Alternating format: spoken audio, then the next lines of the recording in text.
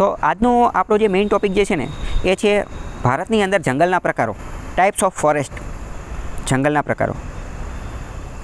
આ બહુ મહત્ત્વનો ટૉપિક છે. આપણે ટાઈપ્સ ઓફ ફોરેસ્ટ, જંગલના પ્રકાર સમજીશું તો એની હારે હારે આપણે એ પણ જોઈ લઈશું કે ટાઈપ્સ ઓફ વેજીટેશન એટલે કે ફ્લોરા, વનસ્પતિના પ્રકાર કેવા કેવા છે, વનસ્પતિના પ્રકાર કેવા કેવા છે. અને એની સાથે સાથે આપણે એ પણ જોઈ લઈશું કે વરસાદની શું સિસ્ટમ રહેલી છે. આ બધા ટૉપિક કોમ્પ્રિહેન્સિવ, વ્યાપક રીતે આપણે આ એક જ ટૉપિકમાં કવર કરી લઈશું. બરાબર. તો ભારતમાં જંગલના પ્રકાર કયા કયા છે એ મોસ્ટ ઇમ્પોર્ટન્ટ ટૉપિક છે, એ આપણે સ્ટાર્ટ કરીશું.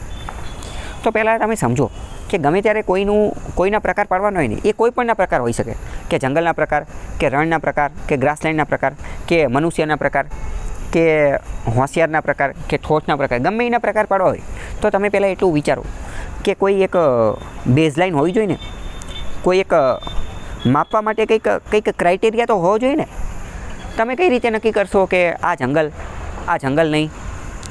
તો પહેલાં આપણે કંઈક ધારાધોરણો, માપદંડ, ક્રાઇટેરિયા એવું તો કંઈક નક્કી કરવું પડે ને. બરાબર. અત્યારે મેં તમને આ જે વાત કીધી એ હકીકતમાં મેં તમને જીવનની બહુ મોટી વાત કહી દીધી. જો જીવનમાં તમે આ વસ્તુને ધ્યાને લેશો ને તો તમારા ઘણા બધા પ્રશ્ન સોલ્વ થઈ જશે. કઈ રીતે? કારણ કે તમે વિચારો, આપણે સામાન્ય રીતે છે ને બધી આડીઅવડી રીતે જ વાત કરતા હોય અથવા આડીઅવડી રીતે જ ચાલતા હોય. આપણે સિસ્ટમેટિક રીતે ન ચાલતા હોય. સિસ્ટમેટિક રીતે, ક્રમબદ્ધ રીતે, સ્ટ્રક્ચરલ રીતે, માળખાગત રીતે ન ચાલતા હોય. પણ જ્યારે તમારે કોઈનો પ્રકાર પાડવા છે, ટાઈપ્સ ઘોષિત કરવા છે, તો અહીંયા તમારે સિસ્ટમેટિક રીતે, સ્ટ્રક્ચરલ રીતે અને માળખાગત રીતે આગળ વધવું પડે. શું આ વાત આરે તમે સહમત છો કે નથી સહમત? બરાબર. કોઈ વ્યક્તિ તમને એમ કહી દે કે એલા તું તો હોશિયાર છો, તો પણ શું આપણે શું માની લેવાનું? કઈ રીતે હોશિયાર? તમે કઈ રીતે નક્કી કર્યું? તમે મારી કેટલી પરીક્ષા લીધી?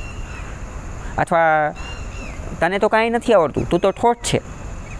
તો પણ કઈ રીતે? પણ તમે કયા ક્રાઇટેરિયા, કયા ધારાધોરણના આધારે આ નક્કી કર્યું? જીવનમાં રોજબરોજની અંદર તમે અવારનવાર આવા લોકો હારે મળતા હશો કે આવી વસ્તુઓ હારે તમે ડીલ કરતા હશો કે જ્યાં તમે લોકો આવી રીતે અણઘણ રીતે ગમે એ ઘોષિત કરી દેતા હોય. જેમ કે કહી દે કે આપણા વડાપ્રધાનને કાંઈ ખબર નથી પડતી કે એ તો આમ છે, ઓલું છે, પેલું છે. પણ કઈ રીતે તમે નક્કી કઈ રીતે કર્યું? તમે કેટલા વડાપ્રધાનની કમ્પેરિઝન કરી? શું તમે ભારતના વડાપ્રધાનની કમ્પેરિઝન કરી, કે વડાપ્રધાનની મુખ્યમંત્રી હારે કમ્પેરિઝન કરી, કે આપણા વડાપ્રધાનની વિશ્વના બીજા વડાપ્રધાન હારે કમ્પેરિઝન કરી? સમજાણું? મેઇન વસ્તુ આ એક બહુ ગહન બાબત છે કે જેનું આપણે જીવનમાં પણ દરેક જગ્યાએ આપણે ધ્યાન રાખવાનું છે. એક રીતે આપણે ઘણા બધાને ટેગ દઈ દેતા હોય, સર્ટિફિકેટ દઈ દેતા હોય, અથવા અમુક લોકો આપણને સર્ટિફિકેટ દઈ દેતા હોય. અમુક લોકો આપણને કહી દે કે તમને વાત કરવાની તમીજ નથી. અમુક લોકો આપણને એવું કહી દેતા, અથવા આપણે અમુકને કહી દેતા હોય કે ભાઈ તારા એટિકેટ્સ નથી. એટિકેટ્સ એટલે કે તારામાં શિસ્ત નથી, તને ખબર નથી પડતી શું બોલવું, કઈ રીતે બોલવું. ચલો મેં માની લીધું નથી ખબર પડતી, હાલો મને નથી ખબર પડતી બોલતા, બરાબર. પણ કઈ રીતે તમે આ વાક્ય સુધી, આ સર્ટિફિકેટ સુધી, આ તમે મને જે ટેગ આપ્યું એ ટેગ સુધી પહોંચવા માટે તમે કયા ક્રાઇટેરિયાનો ઉપયોગ કર્યો? સમજ્યા? તો આ વસ્તુને તમારે દરેક જગ્યાએ લાગુ પાડવાની, જેના આધારે તમને ખ્યાલ આવે. કારણ કે આ બહુ ગહેરો ટૉપિક છે. આને એક રીતે ફિલોસોફિકલ ટૉપિક પણ કહી શકાય. કારણ કે ઘણી બધી વાર કેવું હોય કે એક રીતે જો તો આ વસ્તુ સેમ ઓલામાં પણ લાગુ પડે ને કે સાચું અને ખોટું. તો કે સાચું શું અને ખોટું શું? તો કે એ નક્કી કોણ કરે છે? નક્કી કઈ રીતે થયું? સાચું અને ખોટું નક્કી શું થયું? તો એ તો જે તે જગ્યાએ અલગ અલગ જગ્યાએ નક્કી થતું હોય ને. ફોર એક્ઝામ્પલ, ગલ્ફ કન્ટ્રીઝ જે છે, ગલ્ફ કન્ટ્રીઝ, ત્યાં બુરખો પહેરવો એ એનું કલ્ચરનું પ્રતીક છે. ત્યાં જો તમે બુરખો ન પહેરો તો તમને સજા થાય. બુરખો ન પહેરો, મહિલાઓ ખાસ કરીને, તો સજા થાય. જ્યારે ફ્રાન્સ, બ્રિટન, યુરોપના અમુક કન્ટ્રીઝ જે છે ત્યાં તમે બુરખો પહેરો તો સજા થાય. તો મતલબ કે એક વસ્તુ કોઈ જગ્યાએ સાચી છે, એ જ વસ્તુ બીજી જગ્યાએ ખોટી છે.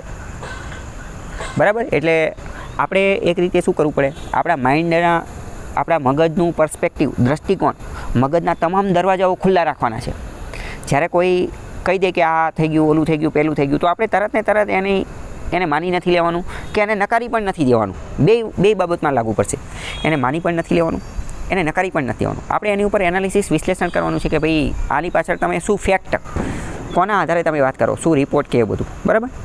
તો ફરી પાછા બેક ટુ ટોપિક આવી જઈએ કે ફોરેસ્ટ, જંગલના પ્રકાર. તો જંગલના પ્રકાર કઈ રીતે નક્કી થાય?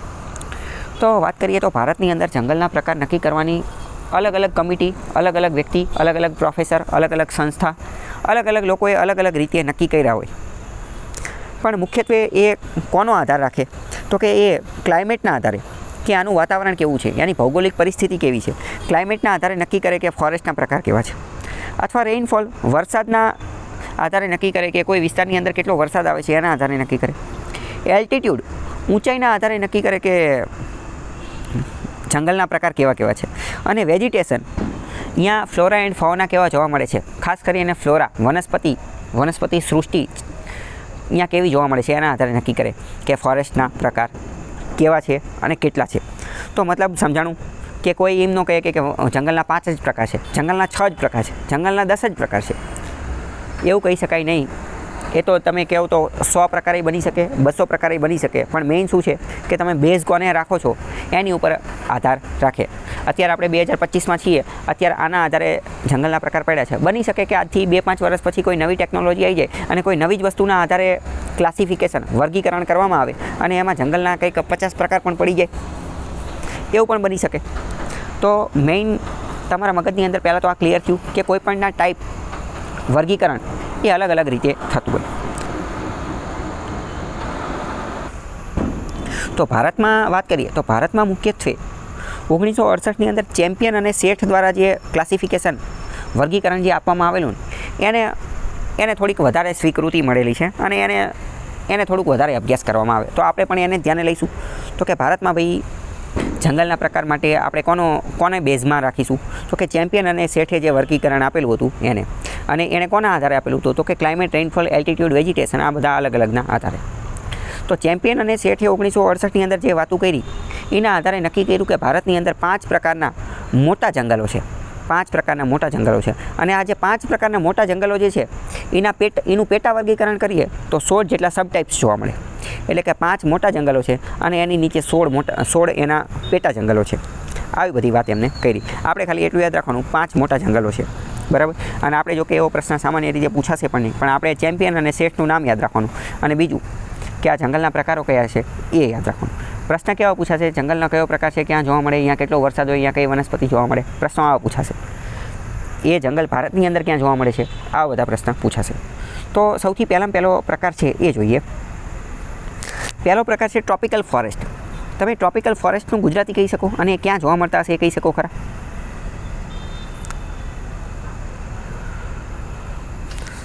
વેઇટ, ટ્રોપિકલ એટલે વરસાદી જંગલો નહીં.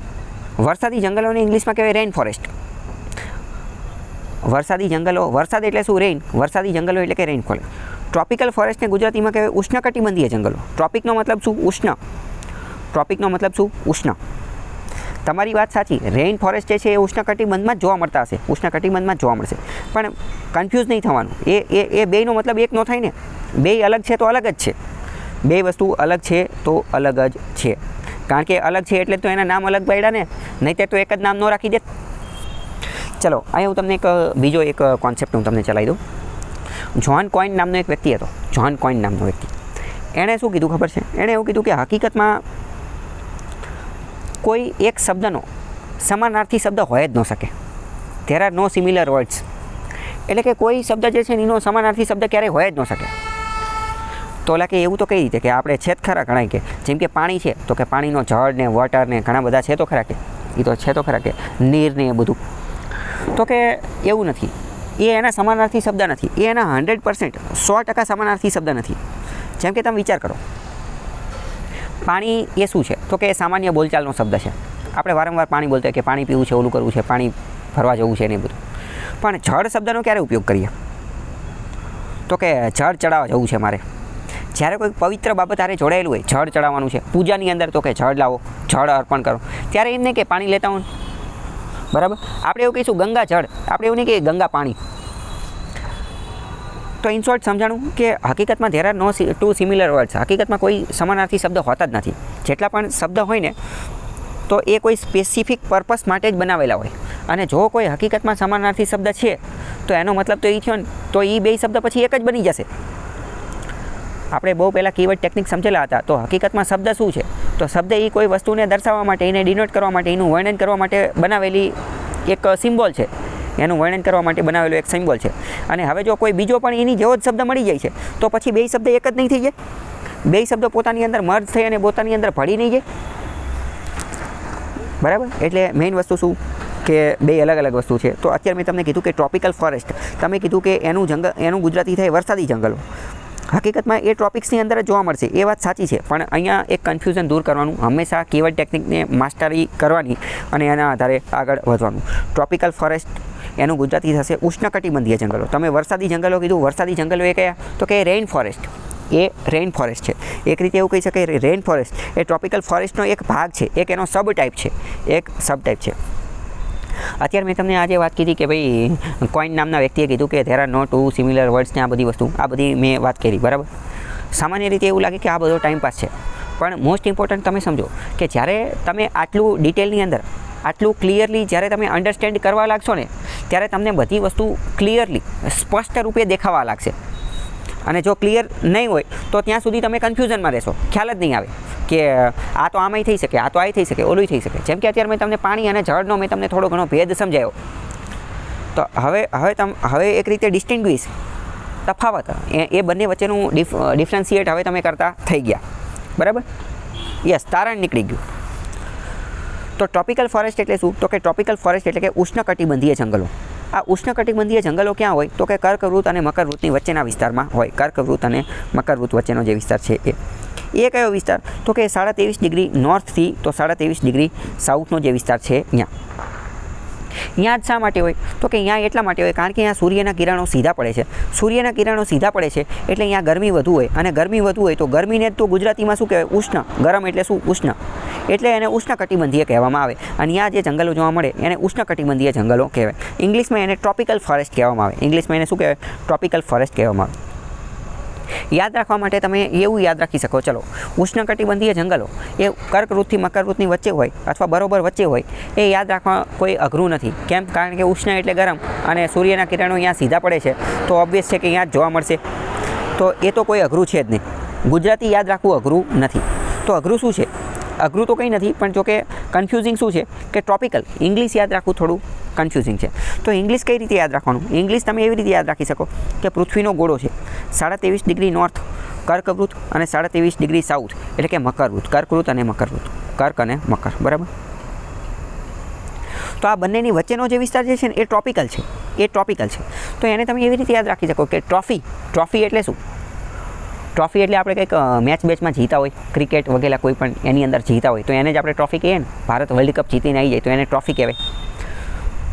તો આપણે અથવા કોઈ પણ વ્યક્તિ આ ટ્રોફી જીતે તો એ તો ગૌરવની ક્ષણ કહેવાય ને, ગૌરવપૂર્ણ બાબત કહેવાય. આપણને ટ્રોફી મેળવી હોય, તમે ટ્રોફી જીતા હોય તો તમે એને ક્યાં મૂકો? શોરૂમની અંદર, શોકેસની અંદર, બહુ સારી જગ્યાએ, ઊંચાઈવાળી જગ્યાએ એને નાજુકતાથી રાખો ને, એ કંઈ પડી જાય એવી જગ્યાએ ન રાખો. તો અહીંયા જુઓ તમે, આ ટ્રોપિક છે, આ ટ્રોફી છે, તો ટ્રોફીને બરોબર વચ્ચે રાખવી પડશે. કેમ? કારણ કે બરોબર વચ્ચે રાખશો તો જ તે ઉપર કર્કવૃત અને મકરવૃતનો સપોર્ટ મળશે. બરોબર વચ્ચે રાખશો તો જ એને સપોર્ટ મળશે, એટલે શું છે? એ બરોબર વચ્ચે છે. સમજાણું? ટ્રોફીને આપણે ક્યાં રાખવાની છે? બરોબર વચ્ચે સપોર્ટ મળી રહે. એટલે ટ્રોપિકલની ઉપર શું છે? તો કે એની ઉપર છે સબ ટ્રોપિકલ. એની ઉપર અને એની નીચે શું છે? સબ ટ્રોપિકલ, જેને આપણે ગુજરાતીમાં કહેવાય સમશીતોષ્ણ. સમશીતોષ્ણ એટલે કેવા? કે સમાન. બહુ ઠંડાઈ નહીં, બહુ ગરમી નહીં. શીત એટલે ઠંડુ, ઉષ્ણ એટલે ગરમ. તો કે બે મધ્યમ. અને એની એક્ઝેક્ટ ઉપર જે છે એ કયું? તો કે શીત કટિબંધ 90 ડિગ્રી નોર્થ અને 90 ડિગ્રી સાઉથ. શીત એટલે ઠંડુ. બરાબર. ખ્યાલ આવ્યો કે નહીં? પહેલાં આટલું. હવે ઇંગ્લિશમાં ગુજરાતીમાં હવે ક્યારેય કન્ફ્યુઝન થશે. તો ટ્રોપિકલ ફોરેસ્ટ ક્યાં આવેલા છે? તો કે કર્કવૃત અને મકરવૃતની એની વચ્ચે. બરાબર. તો હવે આ ક્યાં આવેલા છે? એક રીતે વિધાનમાં પૂછાઈ જશે કે આ હોટ રિજિયન, ગરમ વિસ્તારમાં આવેલા હશે. વિધાન સાચું પડશે. તો કે આ ઉષ્ણ ઉપરથી ખબર પડી જાય, ઉષ્ણ એટલે ગરમી. બીજું, આ લો એલ્ટિટ્યૂડ, નીચા અક્ષાંશોમાં આવેલા છે. લો એલ્ટિટ્યૂડ, નીચા અક્ષાંશોમાં આવેલા છે. તો એ વિધાન પણ સાચું પડશે કારણ કે 23.5 ડિગ્રીથી 23.5 ડિગ્રી તો એ નીચા અક્ષાંશ કહેવાય. તો કે ઊંચા અક્ષાંશ કહેવાય. તો કે ઊંચા અક્ષાંશ તો 80, 90 ઊંચા અક્ષાંશ છે ને. સૌથી ઊંચો અક્ષાંશ કયો? તો કે 90. 90થી ઉપર તો છે નહીં. તો આ લો એલ્ટિટ્યૂડ નીચા અક્ષાંશોમાં આવેલા એ વિધાન પણ સાચું પડશે. ખ્યાલ આવ્યો? કોન્સેપ્ચ્યુઅલ ક્લેરિટી તમને થાય છે? આવા વિધાનો કઈ રીતે પૂછાઈ શકે? બરાબર, ઓકે. ચાલો, ટ્રોપિકલ ફોરેસ્ટ ઉષ્ણકટિબંધીય જંગલો એ ક્યાં હોય? તો એ સામાન્ય રીતે 1000 મીટરની ઊંચાઈએ આવેલા હોય, એટલે કે 1 કિલોમીટર જેટલી ઊંચાઈએ આવેલા હોય, 1 કિલોમીટર જેટલી ઊંચાઈ સુધી આવેલા હોય. મુખ્યત્વે કર્કવૃત અને મકરવૃતની વચ્ચે જોવા મળે છે. ભારતની અંદર વાત કરીએ તો ભારતમાં ક્યાં જોવા મળે છે? તો કે સાઉથ ઇન્ડિયાની અંદર. સાઉથ ઇન્ડિયા એટલે કે તમિલનાડુ ને અંદમાન નિકોબાર ને આંધ્રપ્રદેશ એ બધી જગ્યાએ. ઈસ્ટર્ન ઇન્ડિયાની અંદર, ઈસ્ટર્ન એરિયા એટલે કે જે નોર્થ ઇસ્ટના આસામ ને મિઝોરમની એ બધી જગ્યાએ, નોર્થ ઇસ્ટર્નની અંદર અને આ બધી જગ્યાએ જોવા મળે છે. બરાબર, તો એનો મેઇન પ્રકાર થઈ ગયો ટ્રોપિકલ ફોરેસ્ટ. આટલું ખ્યાલ આવ્યો ન આવ્યો? કર્કવૃત અને મકરવૃતની વચ્ચે હોય. હવે એનો સબ ઓલું જોઈએ, સબ ટાઈપ, એની સબ કેટેગરી, એનો પેટા વિભાગ. એનો એક પેટા વિભાગ છે tropical evergreen rain forest. Tropical evergreen forest અથવા tropical rain forest. Tropical evergreen forest અથવા ટ્રોપિકલ એવરગ્રીન ફોરેસ્ટ અથવા ટ્રોપિકલ રેઇન ફોરેસ્ટ, TRF અથવા TEF. મોસ્ટ ઇમ્પોર્ટન્ટ કીવર્ડ ટેકનિકને માસ્ટરી કરવાની છે. કીવર્ડ ટેકનિકના આધારે આપણે બંનેનું ગુજરાતી કરીએ. ટ્રોપિકલ એવરગ્રીન ફોરેસ્ટ એનું ગુજરાતી શું થશે? વિચારીને કહો તો. ટ્રોપિકલ એવરગ્રીન ફોરેસ્ટ એનું ગુજરાતી શું થાય? યસ, ટ્રોપિકલ એટલે શું? તો કે ઉષ્ણકટિબંધીય. એવરગ્રીન એટલે શું? તો કે બારમાસી અથવા નિત્ય લીલા, બારમાસી. અને ફોરેસ્ટ એટલે જંગલો. તો એવું કહી શકાય ઉષ્ણકટિબંધીય બારમાસી જંગલો અથવા ઉષ્ણકટિબંધીય નિત્ય લીલા જંગલો. નિત્ય લીલા જંગલો એવું કહી શકાય? તો કે યસ, એવું કહી શકાય. હવે બીજાનું કરીએ. ટ્રોપિકલ રેઇન ફોરેસ્ટ એનું ગુજરાતી શું થશે? ટ્રોપિકલ રેઇન ફોરેસ્ટ ઉષ્ણકટિબંધીય વરસાદી જંગલો. ઉષ્ણકટિબંધીય વરસાદી જંગલો, ઉષ્ણકટિબંધીય. આ બંને કીવર્ડ ઉપર, આ બંનેના નામની પાછળ મેં 1-2 મિનિટ બગાડી. એનું કારણ શું છે એ હવે આપણે સમજીએ. એ એટલા માટે કારણ કે એના નામના આધારે જ નક્કી થશે. આના આધારે આપણને ખબર પડી ગઈ કે આ જંગલો કેવા હશે, કે રેઇન ફોરેસ્ટ છે, વરસાદી જંગલો છે. તો અહીંયા સૌથી વધુ વરસાદ આવતો હશે. ત્યાં કેવો હશે?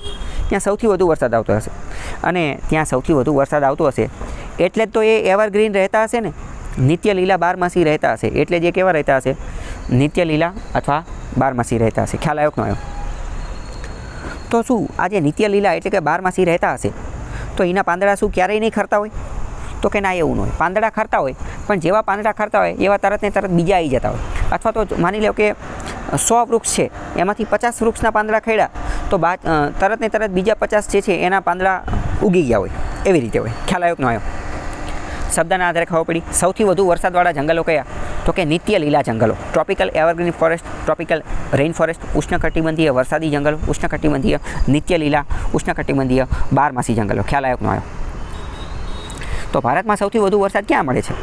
તો કે અંદમાન નિકોબારમાં પડે છે, વેસ્ટર્ન ઘાટમાં પડે છે, નોર્થ ઇસ્ટર્નની અંદર મેઘાલયની અંદર મેઘાલયની અંદર મોસીનરામ ને એ બધું જે છે અહીંયા સૌથી વધુ વરસાદ પડે છે. તો અહીંયા કયા જંગલો જોવા મળશે? અહીંયા આ જંગલો જોવા મળશે. Tropical evergreen forest, tropical rain forest. ખ્યાલ આવ્યો કે ન આવ્યો? પ્રશ્ન પૂછાઈ જશે, વિચ ઓફ ધ નીચેનામાંથી કઈ જગ્યાએ જે છે એ એવરગ્રીન ફોરેસ્ટ, રેઇન ફોરેસ્ટ ગુજરાતમાં, ભારતમાં જોવા મળે છે? તો આ જગ્યાએ જોવા મળે છે અંદમાન નિકોબાર. અંદમાન નિકોબાર મોસ્ટ ઇમ્પોર્ટન્ટ છે. મોટા ભાગના જંગલો અંદમાન નિકોબારમાં જોવા મળે જ છે. મોટા ભાગના જંગલો અંદમાન નિકોબારમાં જોવા મળે છે. ખ્યાલ આવ્યો કે ન આવ્યો? તો આની માટે વરસાદ કેટલો હોવો જોઈએ? તો વરસાદ સામાન્ય રીતે 200 સેન્ટીમીટર કરતાં વધારે હોવો જોઈએ. 200 સેન્ટીમીટર કરતાં વધારે હોવો જોઈએ. અમુક પાઠ્યપુસ્તકની અંદર 250 સેન્ટીમીટર કરતાં વધુ આપેલો છે. બરાબર, પણ બે વસ્તુ એક જ છે. તમે વિચારો, 200 કરતાં વધુ હોય તો 250 કરતાં વધુ હોવાનો જ છે ને. 200 કરતાં વધુ છે તો એની અંદર એ ઓલરેડી નિહિત થયેલું છે કે એ 250 કરતાં તો વધુ હશે જ. બરાબર, પ્રશ્ન પૂછાઈ જશે કે ટ્રોપિકલ એવરગ્રીન ફોરેસ્ટમાં વરસાદ કેટલો હોય? તો સૌથી વધુ વરસાદ ત્યાં હોય 200 સેન્ટીમીટર કરતાં વધુ અથવા 250 સેન્ટીમીટર કરતાં વધુ. બરાબર, સમજાણું કે ન સમજાણું? હવે સમજો કે અહીંયા ફ્લોરા, અહીંયા વનસ્પતિ કેવી હશે? તો અહીંયા વનસ્પતિ તમે વિચારીને કહો, અહીંયા ગાઢ જંગલ હશે કે છૂટાછવાયા જંગલ હશે કે ગ્રાસલેન્ડ હશે, ઘાસના મેદાન હશે કે નાના નાના વૃક્ષ હશે, છૂપ હશે, શું હશે? વિચારીને કહો તો. અહીંયા વેરી ડેન્સ ગાઢ જંગલો હશે. વૃક્ષો જે છે એ કેવા હશે? ઊંચા હશે કે નીચા હશે? વૃક્ષો ઊંચા હશે. શું એવું કહી શકાય કે અહીંયા જે બધા વૃક્ષો હશે એ બધા વૃક્ષોની અંદર સનલાઇટ, સૂર્યપ્રકાશ માટે અને ન્યુટ્રિયન્ટ, પોષક તત્વો માટે એ બધા માટે શું થશે? તો કે કોમ્પિટિશન જોવા મળતું હશે. કોમ્પિટિશન જે છે એ જોવા મળતું હશે. તો અહીંયા આપણે બહુ પહેલાં એક ટોપિક સમજેલા તો કોમેન્સાલિઝમ. તો અહીંયા કોમેન્સાલિઝમ જોવા મળતું હશે. કોમેન્સાલિઝમ, મોટું વૃક્ષ અને નાના વૃક્ષની વચ્ચે શું લેવા? કારણ કે બધા વૃક્ષો જ ઘણા છે, એટલા બધા ઘણા છે, એટલા ઘણા છે કે સૂર્યપ્રકાશ નીચે સુધી પહોંચી જ નથી શકતો. તો અહીંયા ડેન્સ, ગાઢ ઘણા જંગલો હશે. બીજું આ બધા જંગલો કેવા હશે? મલ્ટી લેયર્ડ હશે, અલગ અલગ લેયરમાં પથરાયેલા હશે. એટલે કે માળવાળા, 1 માળ 2 માળ 3 માળ એવી રીતના અલગ અલગ લેયરની અંદર પથરાયેલા હશે. કારણ કે ડેન્સ ગાઢ જંગલ હોય તો એ આવી રીતે લેયરની અંદર પથરાયેલું હોય. તમને એવું લાગે આ બધું મેં તમને શું લેવા ચલાવ્યું? કારણ કે પ્રશ્ન આની આજુબાજુ જ પૂછાશે. આ બધા તમારા કોન્સેપ્ટ ક્લિયર હશે એના આધારે પ્રશ્ન પૂછાઈ જશે કે નિત્ય લીલા 12માસી જંગલો એના વિશે નીચેના વિધાનો ધ્યાને લો. નીચે 2-3 વિધાનો આપેલા હશે કે અહીં ગાઢ જંગલ જોવા મળે છે, અહીં મલ્ટી લેયર્ડ ફોરેસ્ટ જોવા મળે છે, અહીં વરસાદ 200 સેન્ટીમીટર કરતાં વધુ હોય છે, એ અંદમાન નિકોબારમાં જોવા મળે છે. તો આ બધા વિધાન હું સાચા બોલ્યો.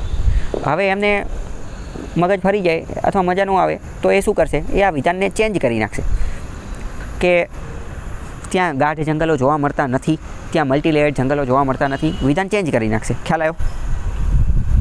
અહીંયા વૃક્ષો કેવા જોવા મળે? તો કે રોઝવુડ, મહોની, ઇબોની, બેમ્બુ એટલે કે વાંસ, આવા બધા વૃક્ષો જોવા મળે. હવે શું તમે એવું કહી શકો ખરા કે આ બધા એવા વૃક્ષો હશે કે જેને સર્વાઈવ કરવા માટે વધુને વધુ વરસાદ, વધુને વધુ પાણી, વધુને વધુ પોષક તત્વોની જરૂર પડશે? કહી શકાય એવું? તો કે હા, કહી જ શકાય ને. અને એમની હાઇટ પણ કેવી હશે? તો કે ઊંચી હશે, બહુ ઊંચા જંગલો હશે. તો કે રોઝવુડ, ઇબોની, મહોની, બેમ્બુ આ બધા એ જગ્યાએ જોવા મળશે. ખ્યાલ આવ્યો? આ એક રીતે બાયોડાયવર્સિટી હોટસ્પોટ હશે. અહીંયા જૈવ વિવિધતા ખૂબ વધારે હશે. જૈવ વિવિધતા ખૂબ વધારે છે કારણ કે વરસાદ વધારે હશે તો ઘણું બધું જોવા મળશે. બીજું, આ બધા જંગલો એ કાર્બન સિંક તરીકેનું કામ કરશે. કાર્બન સિંક એટલે કે કાર્બન સ્ટોર કરવાનું કામ કરશે. તો એ તો આમે બધા જંગલો કરશે જ તે. બધા જંગલો કાર્બનને સ્ટોર કરવાનું કામ કરશે. તો કે કરશે જ તે ને. ગ્રીન કાર્બન અહીંયા સ્ટોર થયેલો છે. તો આને જ કાર્બન સિંક શા માટે કીધું? આને જ એટલા માટે કીધું કારણ કે આ વધુ પ્રમાણમાં કાર્બન સિંક કરશે ને, આનું પ્રમાણ બહુ વધુ હશે. અહીંયા ગાઢ જંગલો હશે. અહીંયા તો આખી એવી ઇકોસિસ્ટમ હશે કે જ્યાં સનલાઇટ, સૂર્યપ્રકાશ પણ નીચે સુધી નથી પહોંચી શકતો. અમુક મૂવી ડાયલોગની અંદર એવું કહેતા હોય ને કે મેં तुम्हें उस जगह भेज दूंगा जहाँ पर तुम्हें सूर्य की रोशनी भी नहीं मिलेगी. તો એ આવી કંઈક વાત કરતા હોય. બરાબર?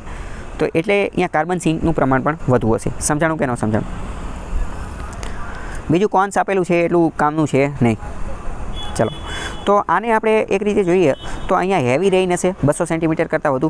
કેનોપી વધારે હશે. કેનોપી એટલે ચંદરવો, એ બધા જે લેયર થઈ અને ભેગું કરે. એવરગ્રીન હશે અને બાયોડાયવર્સિટી વધુ હશે. બરાબર? આટલામાં કંઈ ડાઉટ હોય તો પૂછો.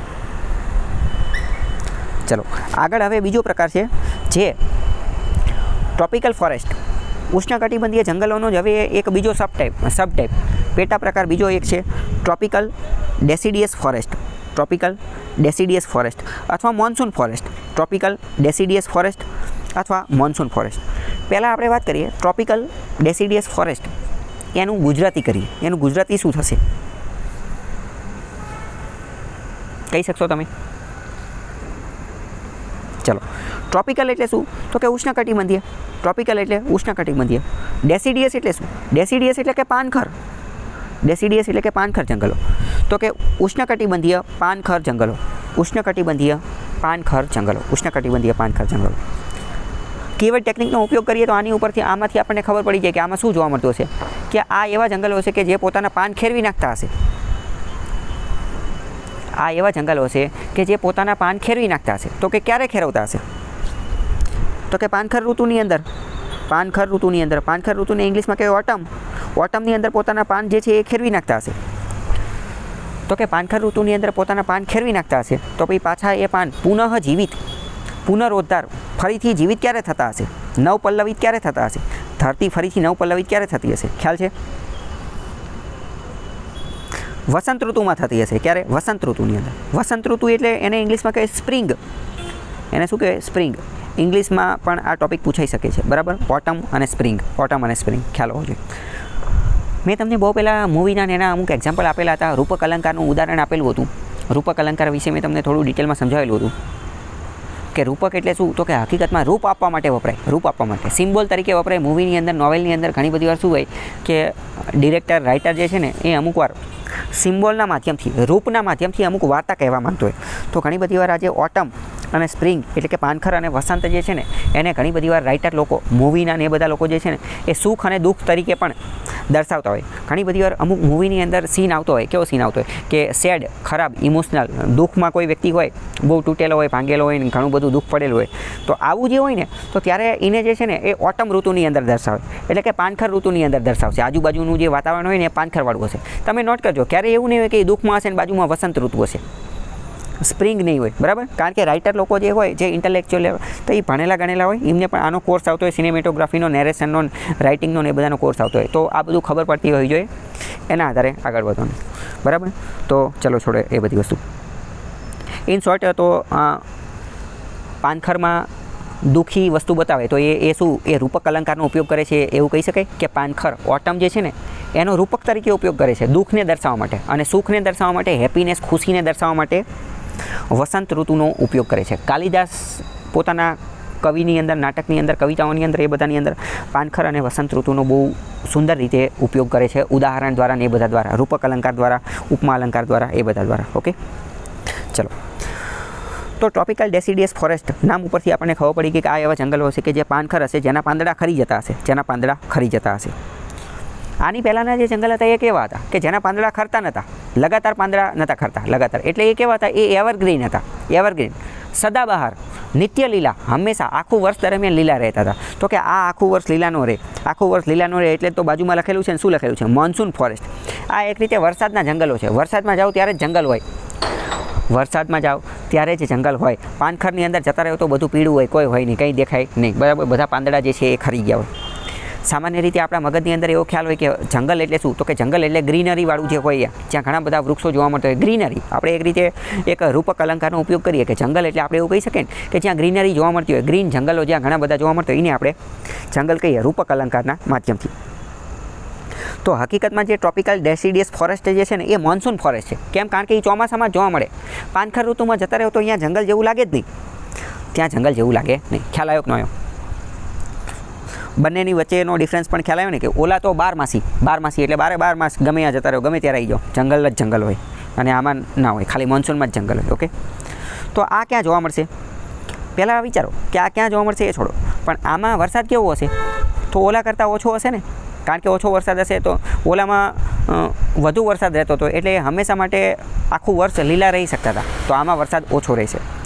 તો આમાં તમે એવું યાદ રાખી શકો કે આમાં વરસાદ કેવો હશે, તો કે 200 સેન્ટીમીટર કરતાં ઓછો હશે. ઓલામાં આપણે શું યાદ રાખ્યું? 200 સેન્ટીમીટર કરતાં વધુ વરસાદ, અથવા 250 સેન્ટીમીટર કરતાં વધુ વરસાદ. તો આમાં આપણે એવું યાદ રાખી શકીએ કે આમાં વરસાદ કેવો હશે?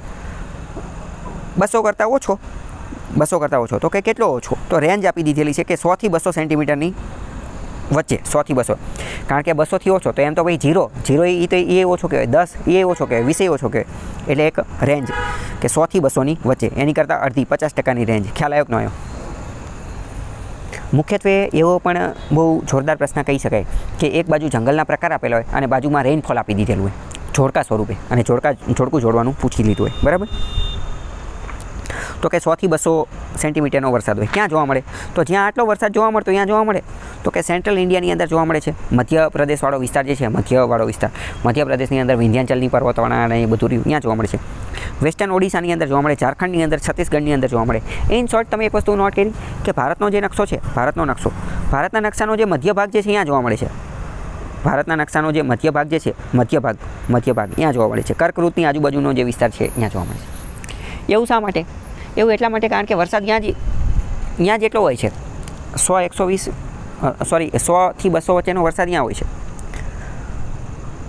ભારતની અંદર વરસાદ લાવવાનું કામ કોણ કરે છે? તો કે ભારતની અંદર સૌથી પહેલાં વરસાદ ક્યાં આવે છે ખબર છે તમને? કેરળના દરિયા કિનારે સૌથી પહેલાં વરસાદ આવે છે. કેરળના દરિયા કિનારે. ભૂગોળની પુસ્તકની અંદર એક લીટી લખેલી છે જે મારા દિલો દિમાગમાં છવાઈ ગઈ છે, તમારે પણ મગજમાં યાદ રહી જાય છે કે ભારતની અંદર નૈઋત્યના મોસમી પવનો વરસાદ લાવે છે. શું? નૈઋત્યના મોસમી પવનો. તો નૈઋત્ય દિશા ક્યાંય છે એ ખબર હોવી જોઈએ. નૈઋત્યના મોસમી પવનો, નૈઋત્ય ગુજરાતની નીચેની દિશા છે, અને નૈઋત્યના મોસમી પવનો સૌથી પહેલાં કેરળના દરિયા કિનારા ઉપર વરસાદ લાવે છે. કેરળથી મહારાષ્ટ્ર જાય અને ત્યાંથી કર્ણાટકની બધી અલગ અલગ જગ્યાએ જાય અને પછી ગુજરાતમાં ત્યાં બધી આવે. ગુજરાત સુધી પહોંચે ત્યાં સુધીમાં એનો ભેજ સુકાઈ ગયો હોય, કારણ કે એ તો ટાંકી એક રીતે સમજો 1000 લીટરની ટાંકી છે, તો ગુજરાત સુધી પહોંચતા વરસાદ ખાલી થઈ ગયો હોય. અને ગુજરાતમાં પણ તમે જો દક્ષિણ ગુજરાતની અંદર એટલે કે ડાંગ ને વલસાડવાળો વિસ્તાર છે ત્યાં સુધી હજી વાદળા ભરેલા હોય એટલે અહીંયા સૌથી વધુ વરસાદ આવશે. પણ જેમ જેમ ઉપર જશે અહીંયા વરસાદ ઘટતો જશે અને ગુજરાતની ઉપર તો પહોંચી જશે એટલે રાજસ્થાન આવી જશે. તો રાજસ્થાન તો એટલો બધો વરસાદ આવશે જ નહીં. એ તો અહીંયા તો રણ જોવા મળશે. ખ્યાલ આવ્યો કે ન આવ્યો? તો ઇન શોર્ટ, વાદળ જ્યાંથી ભરાય છે એની આજુબાજુવાળો વિસ્તાર કે જ્યાં સોર્સ છે, વાદળ જ્યાંથી ભરાય છે, નૈઋત્ય અને મોસમી પવનો જ્યાં લાવે છે, અહીંયા આજુબાજુમાં ખૂબ વધારે વરસાદ આવશે. જેમ જેમ ઉપર જશે તો આ મધ્યપ્રદેશવાળો મિડલ સેન્ટ્રલ હાઈલેન્ડ સેન્ટ્રલ મધ્યવાળો વિસ્તાર જે છે ત્યાં એટલા બધા વરસાદ આવતો નથી. એટલે અહીંયા ડેસિડિયસ ફોરેસ્ટવાળા જંગલો જોવા મળે છે. બરાબર? એટલે એવું પણ નથી કે અહીંયા જંગલ નહીં હોય. જંગલ હશે પણ કેવા હશે? ચોમાસામાં મોન્સૂન ફોરેસ્ટ હશે. બાકી સાદા એટલા બધા વેરી ડેન્સ ફોરેસ્ટ, અત્યંત ઘણા જંગલો હશે નહીં. સમજાણું ન સમજાણું? રેઇનફોલ અને કયા વિસ્તારમાં છે? Central India, western Odisha, Jharkhand, છત્તીસગઢવાળો વિસ્તાર. મોઇસ્ટ ડેસિડિયસ ત્યાં એને કહી શકાય. મોઇસ્ટ એટલે કે ભેજવાળા. મોઇસ્ટ એટલે શું? ભેજવાળા. અને ડેસિડિયસ એટલે શું? પાનખર એવા જંગલો. અહીંયા કયા વૃક્ષ જોવા મળશે? તો કે સાલ અને ટીકના વૃક્ષ જોવા મળશે. સાલનું લાકડું, સાલ, ટીક, આવા બધા વૃક્ષ જોવા મળશે. હવે જો આમાં પાછું કેવું હોય ખબર છે? એક બીજું વસ્તુ પણ હું તમને ચલાવી દઉં. આમાં આપણે આ અભ્યાસ કરી રહ્યા છીએ, આપણે આ ભણી રહ્યા છીએ. તો આમાં લખ્યું એનો મતલબ એવું નહીં કે આ 100% સાચું જ છે. જેમ કે સમજો કે આમાં આપણે શું સમજ્યું કે આ ડેસિડિયસ ફોરેસ્ટ છે ને, અહીંયા સાલ, ટીકનું લાકડું જોવા મળે. તો એનો મતલબ એમ નહીં કે અહીંયા જ જોવા મળે. ઓરિજિનલમાં એવું પણ બની શકે કે એવરગ્રીન ફોરેસ્ટની અંદર સાલ અને ટીક બની જતા હોય. પછી અહીંયા આપણે એવી ફરિયાદ ન કરે કે મેં તો પાઠ્યપુસ્તકમાં વાંચ્યું હતું, અહીંયા તો કે ખાલી અહીંયા બનતા હતા ડેસિડિયસ ફોરેસ્ટમાં, અહીંયા એવરગ્રીનમાં કેમ બની ગયા? આને અત્યારે કાઢો તાત્કાલિક. સમજાણું? કારણ કે આ બધા જે નીતિ નિયમો અથવા પાઠ્યપુસ્તકને એ બધું બનાવ્યું તો મનુષ્ય આપણે આપણી રીતે આપણા નિયમોના આધારે બનાવ્યું છે ને. પ્રકૃતિ તો કોઈ નિયમને ફોલો કરતી નથી ને, એનું તો ખુદનું એ તો ગમે ઉગી જાય. સમજાણું કે ન સમજાણું? એટલે આ ખાલી બેટર અન્ડરસ્ટેન્ડિંગ માટે અને એની માટે છે. એટલે મેઇન શું કે આપણે આપણો સ્કોપ, આપણા મગજના દરવાજા હંમેશા વાઇડ રાખવાના, વિશાળ રાખવાના, ખુલ્લા રાખવાના. એવું નહીં કે આમાં આ લખેલું છે એટલે કે અહીંયા જ જોવા મળતા હોય, બીજે પણ જોવા મળતા હોઈ શકે, બીજે પણ ઉગી જાય. સરખું સાયન્ટિફિક એપ્રોચનો એનો ઉપયોગ કરે તો જ્યાં વરસાદ નથી આવતો ત્યાં પણ ઉગી જાય. શું ખબર? બરાબર? ખ્યાલ આવ્યો કે નહીં? એટલે ટૂંકમાં આપણે આપણું થિંકિંગ બ્રોડ રાખવાનું, કંઈ નાનું નહીં રાખવાનું. ચલો, ડ્રાય ડેસિડિયસ પણ જોવા મળે. આના એક રીતે બે પ્રકાર આપ્યા ડેસિડિયસના. એક મોઇસ્ટ ડેસિડિયસ એટલે કેવા? તો કે ભેજવાળા પાનખર. અને ડ્રાય ડેસિડિયસ એટલે કેવા? તો કે સૂકા પાનખર. ભેજવાળા પાનખર અને સૂકા પાનખર. સૂકા પાનખર હશે અહીંયા બબુલ અને એક્સલ વુડ જોવા મળશે. બબુલ એટલે બાવળ આપણે જેને કહીએ ને એવા બધા વૃક્ષો અહીંયા જોવા મળશે. બરાબર? આની અંદરથી મોટે ભાગે જે ટિમ્બર લાકડું જે છે ને એ જગ્યાએથી જ જોવા મળે. મોટે ભાગે એ લાકડું એમાંથી આપણે ઉપયોગમાં લેતા હોય. ક્લાઇમેટની અનુસાર એ જે છે એ પોતાની જાતને એડપ્ટ કરી લે છે. કરી લે છે. આ વાત તમને ખ્યાલ આવે કે ન આવે? કે ક્લાઇમેટની અનુસાર આ પ્રકારના જંગલ એરિયાને એ પોતાની જાતને એડપ્ટ કરી લે છે. આ વાત સમજાય કે ન સમજાય તમને?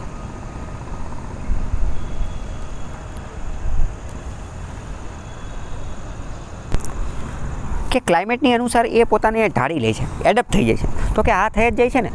વરસાદ આવે ચોમાસામાં ત્યારે ગ્રીન બની જાય, લીલા બની જાય. ઓટમ પાનખર આવે ત્યારે પાંદડા ખેરવી દે છે. તો એ એડપ્ટ જ થયા ને. સમજાણું? એટલે તો જંગલનું નામ શું છે? ડેસિડિયસ ફોરેસ્ટ. પાનખર જંગલો એટલે તો નામ રાખ્યું છે. તો એટલે તો આપણે કીવર્ડ ટેકનિક સમજ્યા અને એટલે તો આપણે એનું ગુજરાતી અને એની ઉપર થોડો વધારે ટાઈમ પાસ કર્યો. સમજાણું કે ન સમજાણું? કે ક્લાઇમેટની હારે એડપ્ટ થાય છે. કેમ? કારણ કે ક્લાઇમેટ ફરી જાય તો એ ફરી જાય. આની પહેલાં એવરગ્રીન ફોરેસ્ટ હતા, શું એ ક્લાઇમેટ હારે એડપ્ટ થતા હતા? તો એને કંઈ લેવા દેવા હતા નહીં. પાનખર હોય ગમે હોય એના પાંદડા એમને એમ રહેતા હતા. એ તો એક રીતે નિત્ય લીલા ટાઈપના હતા. સમજાણું કે ન સમજાણું? આનું નુકસાન શું છે? સૌથી વધુ એક રીતે જો કોઈનું ડિગ્રેડેશન થતું હોય, ગ્રેઝિંગ થતું હોય અથવા સૌથી વધુ જો કોઈનું એક્સપ્લોઇટેશન, શોષણ થતું હોય તો એ આ પ્રકારના જંગલોનું થાય, ડેસિડિયસ ફોરેસ્ટનું. શા માટે? કારણ કે ઓલા એવરગ્રીન ફોરેસ્ટ જે છે એમાં તો કોઈ જવાની હિંમત જ નહીં કરે. એવું બની શકે એમાં જશે પાછા નહીં આવીએ કે સૂર્યપ્રકાશનો જઈએ તો આપણે ક્યાંથી જઈએ? અહીંયા દિશા ભટકી જાય, ત્યાંથી પાછા આવીની કોઈ ગેરંટી નહીં. એટલે સૌથી વધુ એક્સપ્લોઇટેશન ગ્રેઝિંગ એટલે ચરાણની પ્રવૃત્તિઓને જે ચરવાને એ બધું લઈ જાય, ખાવા પીવાનું ને એ બધું પ્રક્રિયા. ફ્યુલ વુડ કલેક્શન, બળતણ માટેનું લાકડું, ઇમારતી લાકડું, એ બધું મોટે ભાગે આમાંથી વાપરવામાં આવે છે. સમજાણું? ઓલામાં તો રિસોર્સિસ સૌથી વધુ કોની અંદર છે? એવરગ્રીનમાં કે ડેસિડિયસમાં? વિચારીને કહો તો. રિસોર્સિસ સૌથી વધુ એવરગ્રીનમાં છે, તેમ છતાં પણ એનું એટલું બધું એક્સપ્લોઇટેશન થતું નથી. શા માટે? કારણ કે ફિઝિબલ નથી, પ્રેક્ટિકલ નથી. કારણ કે જાન તો બહુ જરૂરી છે, જીવતા રહેવી તો કંઈક કરશું, એમને એમ તો શું કરીએ. ઓકે, ચલો તો સમજીએ કે આની એક રીતે 2-3 ટ્રીકના આધારે સમજીએ કે આ કેવા હશે. તો કે સિઝનલ રેઇનફોલ ત્યારે જોવા મળશે, મોન્સૂન ફોરેસ્ટ કહેવાય. લીફ શેડિંગ, લીફ એટલે પાંદડા, શેડિંગ એટલે ગીરી જેવું પડી જવું, પાંદડા જે છે એ પડી જશે, એને જ ગુજરાતીમાં કહે પાનખર. મોન્સૂન ફોરેસ્ટ એડેપ્ટેડ હશે, અલગ અલગ એડેપ્ટેશન જે છે જોવા મળશે. ખ્યાલ આવ્યો કે ન? ટ્રોપિકલ ફોરેસ્ટનો એક બીજો સબ ટાઈપ છે tropical Thorn forest. Tropical Thorn forest, આનું ગુજરાતી થાય ટ્રોપિકલ એટલે ઉષ્ણકટિબંધીય. થોર્નને ગુજરાતીમાં કહે કાંટા. થોર્નને ગુજરાતીમાં કહે કાંટા, એટલે કે ઉષ્ણકટિબંધીય કાંટાળા જંગલો. ઉષ્ણકટિબંધીય કાંટાળા જંગલો, ગુજરાતીમાં આવું શબ્દ લખેલો હોય, ઉષ્ણકટિબંધીય કાંટાળા જંગલો. તો ક્યાં જોવા મળશે? તો હવે આપણને એ પણ ખબર પડી જાય. આનું તમે વિચારીને કહો, આનું રેઇનફોલ કેવું હશે? પહેલાં જેટલું જ હશે કે એની કરતાં ઓછું હશે? તો કે ઓછું હશે. કેટલું હશે? 100 કરતાં પણ ઓછું હશે ને 100 કરતાં ઓછું હશે. કારણ કે 100 કરતાં વધુ હોય તો એ ડેસિડિયસ પાનખર જંગલો બની જાય ને, એ પાનખર જંગલો. તો આનું ઓછું હશે, 100 કરતાં ઓછું હશે. તો આ ક્યાં જોવા મળે? રાજસ્થાન અને ગુજરાતને આ બધી જગ્યાએ. Rain shadow of the western ઘાટ, અહીંયા જો શું લખ્યું? Rain shadow of the western Ghat. Western ઘાટમાં પણ જોવા મળશે, પણ વેસ્ટર્ન ઘાટના કયા વિસ્તારમાં? જ્યાં રેઇન શેડો છે એ. રેઇન શેડો એટલે શું? કે જ્યાં વરસાદ ઓછો આવે છે. વેસ્ટર્ન ઘાટની અંદર એક રીતે 2 પ્રકાર છે. 2 પ્રકાર કેવા છે? તો કે વેસ્ટર્ન ઘાટનો એક બાજુનો ભાગ જે છે ને, એક બાજુનો ભાગ ત્યાં ઘણો વધારે વરસાદ આવે છે, જ્યારે બીજી બાજુનો ભાગ જે છે ત્યાં એટલો બધો વરસાદ આવતો જ નથી. ખાસ કરીને વાત કરીએ મહારાષ્ટ્રની, તો મહારાષ્ટ્રની અંદર વિદર્ભ અને મરાઠાવાળો વિસ્તાર જે છે, એક રીતે સમજીએ કે મહારાષ્ટ્ર બહુ જોરદાર રાજ્ય છે. મુંબઈ આપણું ફાઇનાન્શિયલ કેપિટલ છે, નાણાકીય હબ છે. નાણાકીય હબ કે મુંબઈમાં જેટલો પૈસો છે એટલો તો કે કદાચ ક્યાંય નહીં હોય. મુંબઈ ને પૂના ને આ બધા બહુ સારા એવા સિટી છે, બરાબર, કે ફાઇનાન્શિયલ કેપિટલ કહી શકાય. પણ મુંબઈ અને પુણે એની એક્ઝેક્ટ બાજુમાં, એની નજીક જ તે વિસ્તાર આવેલા છે મરાઠાવાડા અને વિદર્ભ. અહીંયા તમે જાઓ તો તમને એવું લાગે કે કયા એકદમ સહારાના રણમાં આવી ગયા, કે એકદમ ઉજ્જળ વિરાન ભૂમિમાં આવી ગયા, કે એટલી ગરીબી ને એટલું ઓલું પેલું. સમજાણું? તો એવું શા માટે? એવું એટલા માટે કારણ કે રેઇન શેડો વિસ્તારની અંદર આવેલા છે. વેસ્ટર્ન ઘાટના રેઇન શેડો, અહીંયા એટલો બધો વરસાદ જે છે જોવા મળતો નથી. વરસાદ એટલો બધો જોવા મળતો નથી. ઘણી બધી વાર એવું કહેવામાં આવે છે કે Indian economy is the gambling with monsoon. Bharat વિશે એવું પણ કહેવામાં આવે છે કે ભારતનું અર્થતંત્ર એ કૃષિ આધારિત છે, અને કૃષિ એ મોન્સૂન ચોમાસા આધારિત છે. એટલે એક રીતે એવું પણ કહેવામાં આવે કે ભારતનું અર્થતંત્ર એ ચોમાસા હારે રમવામાં આવતો જુગાર છે. ચોમાસા હારે આપણે જે જુગાર રમવીને એ રીતનો જુગાર છે, બરાબર. કારણ કે જો ચોમાસું ખરાબ થયું તો ખતમ, ટાટા બાય બાય, પછી કંઈ થઈ શકે નહીં. એના કારણે નુકસાન થઈ શકે, આખું જે ઇકોનોમી જે છે એ પણ ફેલ થઈ શકે. તો રાજસ્થાન, ગુજરાત અને રેઇન શેડો વિસ્તારની અંદર જોવા મળશે. રેઇનફોલ વરસાદ જે છે એ મેં તમને 100 કીધું, પણ 100 પણ નહીં, 50 કરતાં પણ ઓછો હશે, બરાબર. 50 સેન્ટીમીટર કરતાં પણ ઓછો વરસાદ હશે. અહીંયા શું જોવા મળશે? તો અહીંયા મુખ્યત્વે કાંટાળી વનસ્પતિ જોવા મળશે. કાંટાળી વનસ્પતિ એ પણ ખાસ કરીને કેવી? તો કે બાવળ ને એ બધા, અર્થાત કેક્ટસ. કેક્ટસ એટલે શું? તો કેક્ટસ એટલે આપણે જે થોર જેને કહીએ ને, થોર. કાંટાળી વનસ્પતિ, થોર અથવા થોડ, આવું બધું જે છે એ અહીંયા જોવા મળશે. યુફોર્બિયા આવી બધી વનસ્પતિ જોવા મળશે. એડેપ્ટેશન જોઈએ તો આમની અંદર જે છે એ એડેપ્ટેશન જોવા મળશે. આ જે વનસ્પતિ હશે એની થીક બાર્ક, એની બાર્ક એટલે શું? બાર્ક એટલે કે ઝાડનું જે થડ રહ્યું ને, થડ એની છાલ જે છે ને એ થીક હશે, જાડી હશે. એના રૂટ્સ, એના મૂળિયા જે છે ને એ લાંબા હશે, અને એના પાંદડા જે છે ને એ નાના હશે. આવું શા માટે હશે એ બધું આપણે સમજીએ. પહેલાં સમજો, મેં તમને બહુ પહેલાં એક ટૉપિક ચલાવેલો હતો, ટ્રાન્સપિરેશન, બાષ્પોત્સર્જન. એ વસ્તુ ખ્યાલ છે કે નથી ખ્યાલ? હા, તો ટ્રાન્સપિરેશન, બાષ્પોત્સર્જનમાં મેં તમને ચલાવેલું હતું કે હકીકતમાં મૂળ દ્વારા પાણી અને પોષક તત્વો આવે. તો સૌથી પહેલાં પાણી અને પોષક તત્વો કોને મળે? તો કે ઓબ્વિયસ છે, મૂળને મળવાના, પછી થડને મળશે, પછી બ્રાન્ચ, ડાળીઓને એ બધાને મળશે, અને સૌથી લાસ્ટમાં કોને મળશે? પાંદડાને મળશે. સૌથી લાસ્ટમાં પાંદડા. જો પાંદડાને ઓછા પોષક તત્વો મળશે તો પાંદડાની સાઇઝ કેવી થઈ જશે? ઓછી થઈ જશે. એટલે કે સ્મોલ લીવ્સ, નાના પાંદડા હશે. સમજાણું? નાના પાંદડા શા માટે હોય છે? બાવળના એના પાંદડા તમે જોજો બહુ નાના હશે. અને એટલે જ તો આપણે એવું કહી શકીએ ને કે હકીકતમાં જે આ કાંટાળી વનસ્પતિ જે છે, મેં તમને બહુ પહેલાં એક વસ્તુ એવી પણ સમજાવેલી હતી કે કાંટારિયા એ શું છે? કાંટા હકીકતમાં પાંદડું જ છે. કાંટા શું છે? કાંટો એક રીતનું પાંદડું જ છે કે પાંદડા નાના થતાં ક્યાં પહોંચી ગયા? તો કે કાંટો બની ગયા. કે leaf converted into thorn. Leaf converted into thorn, બરાબર. તો સ્મોલ લીવ્સ, નાના પાંદડા જે છે એ સમજાણું. બીજું લોંગ રૂટ્સ, એમના રૂટ્સ, એમના મૂળિયા જે છે ને લાંબા હશે.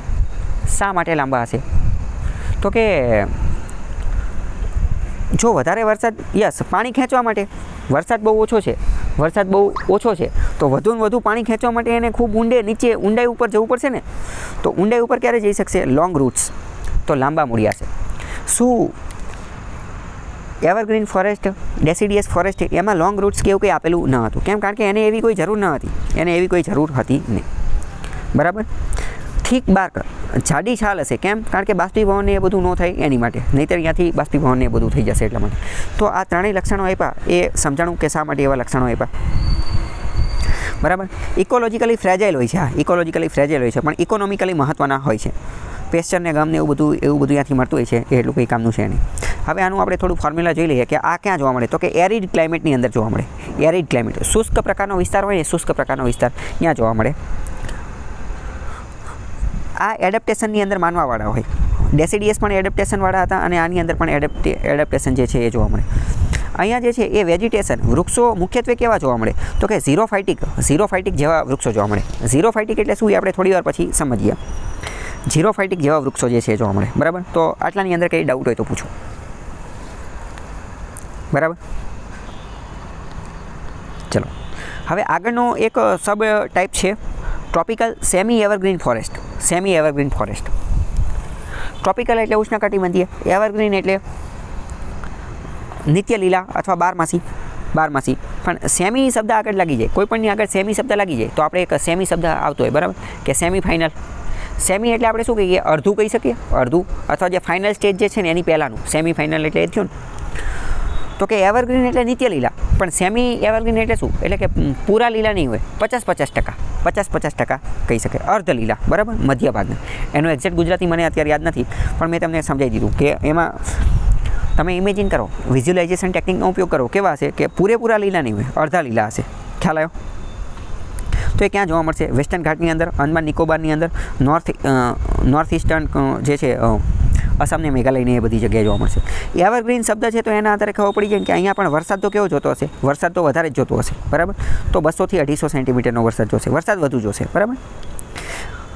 અહીંયા આ કેવા હશે? તો કે અહીંયા એવરગ્રીન જંગલો પણ હશે અને ડેસિડિયસ સ્પીસીસ પણ હશે. એવરગ્રીન પણ હશે અને એવરગ્રીન એટલે નિત્ય લીલા, અને હારે અમુક જે છે એ પાંદડા ખેરવી નાખે એવા પણ હશે. બંને જોવા મળશે.